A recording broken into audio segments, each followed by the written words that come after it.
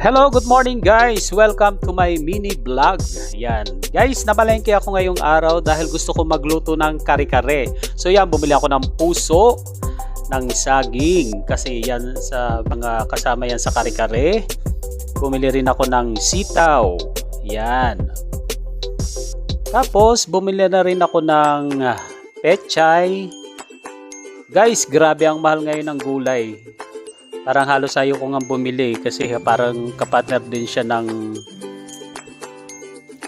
karne. So bumili ako ng peanuts. Bumili rin ako ng talong. Yan. So guys, nilaga ko na yung baka. So yan po, hiniwa-hiwa ko na rin. Tapos naghiwa na rin ako ng mga gulay. So para pagluluto ko, tuloy-tuloy na lang. So yan, naghiwa na rin ako ng sibuyas at saka bawang. So yan guys. Nakalimutan ko nga pala, bumili rin pala ako ng alamang, hindi ko nabanggit kanina. So yan, isa yan sa mga part ng kare-kare. Kung walang alamang, walang kare-kare. Kasi partner talaga sila guys sa kare-kare. Yung alamang kasi nagpapalasa. So yan. So yan, malapit na ako matapos sa aking mga paghihiwa.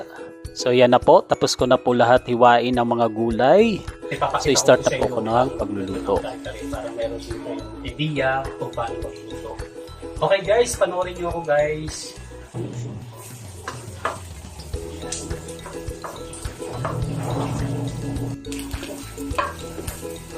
Sibuyas. Okay.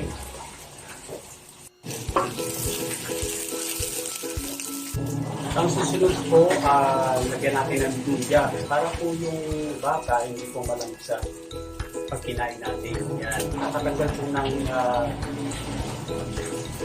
lansa po ang luya. Kaya lagyan nyo po ng luya guys.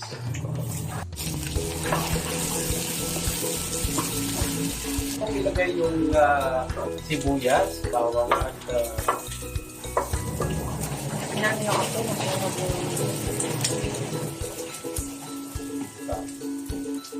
ilagay niyo po yung peanut habang nagigisa kayo ng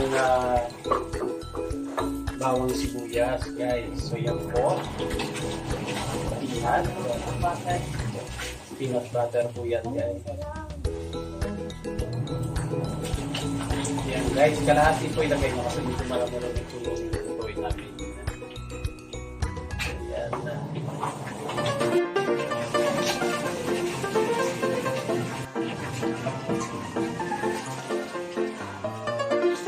So yun guys, nilagay ko na rin yung aswete. Naihalo nyo na yung peanut at saka yung aswete. Yan, medyo kayo nagtula ng konti. So ilagay na po natin yung baka.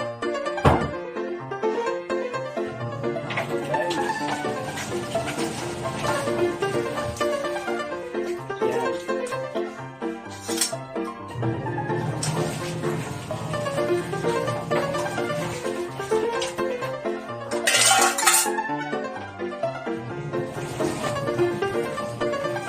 Guys, kalimutan nyo na kasi yung peanuts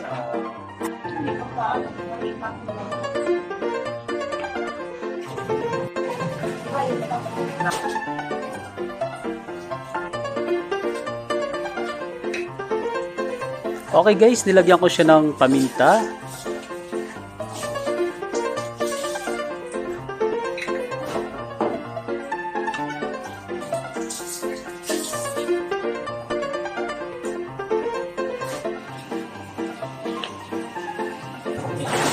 Naglagay na rin ako ng asin guys.